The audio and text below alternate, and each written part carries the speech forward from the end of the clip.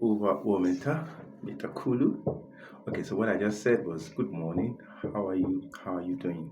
So living in Finland is a very beautiful decision.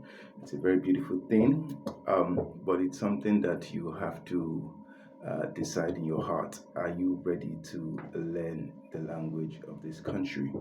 Because living in this country uh, demands you to learn, understand, and be able to communicate in this Finnish language. Some have said it's one of the hardest languages in the world. I don't disagree, but it's one of the very important things you have to do. And if you don't have the motivation to learn this language, you would not be fully integrated into the system. So some, because of the language, just decide that I'm just going to be here a short time and I'm going to be out. I'm going to move onwards in my immigration journey to where I desire to settle down or probably settle my family. So I want to tell you some of the advantages you will get if you go through the hard work of learning this language. Okay, there are opportunities to learn it either at your university, your place of study, or even at the city center. There are designated places where you can learn it. There are apps, there are YouTube channels, there are TikTok channels where you could learn it.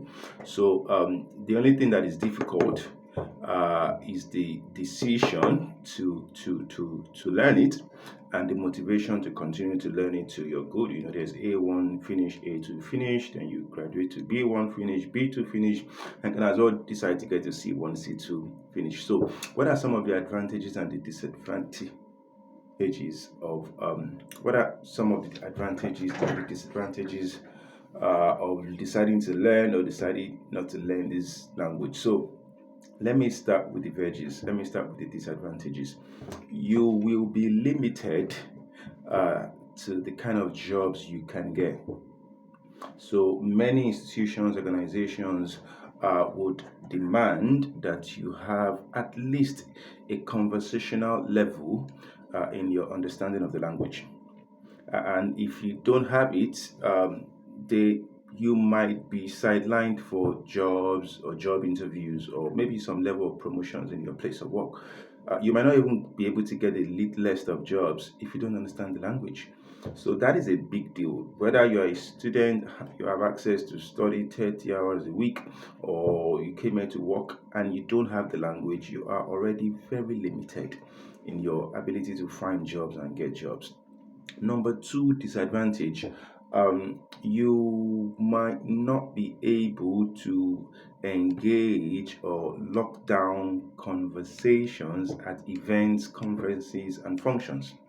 Okay, a good number of Finnish people understand the English language, of course, but you you might not be able to engage a Finnish person in a conversation probably for more than a couple of seconds because you just be hearing a means no, like, or puhutko suomi, and you're like puhutko England, you're like, I speak English, I don't speak English, I speak.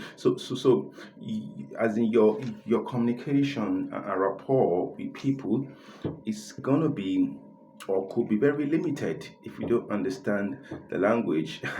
God forbid you get lost.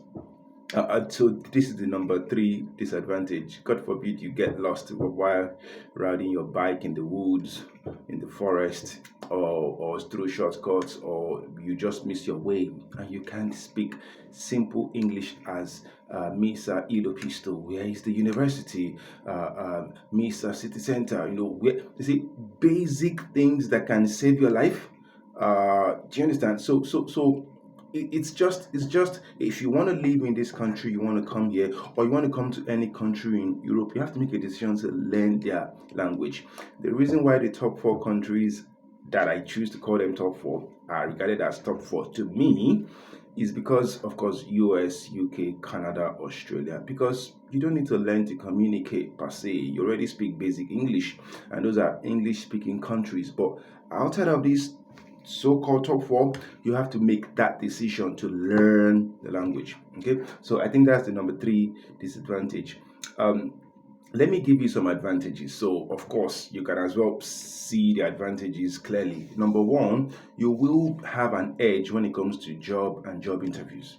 Like if you put it on your CV, that you have B1, B2 Finnish, you have a good chance of being called for an interview. Okay, so that's a good one. So, what use of you being in a country where you probably don't have a business you're doing or running back in your home country and you still don't have a job and can't get jobs? What is the use?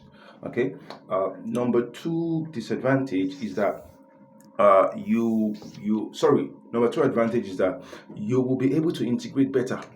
Okay, you'll be able to integrate better into your university, your study place, your workplace. You will most likely be accepted to a higher degree when you speak the language compared to the person that is just saying, hey, like no finish. Do you understand? So number three, you have a good chance. Your prospect of becoming a citizen of this country is going to be high if you can speak the language, because when you have your permanent residence, you will need to pass the Finnish test, the UXI test. You need to pass it, and that exam is something. So the earlier you start practicing, or the earlier you make the decision and start practicing to speak the language, the better.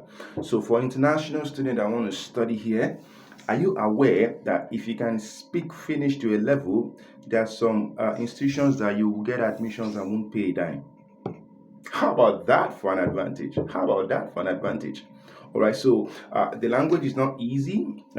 Kids and children learn language easier than adults, but it is what you've made up your mind not to do that is very difficult. Whatever you made up your mind to do is easy, is possible, is doable, and is feasible. The earlier you start to do it, the better.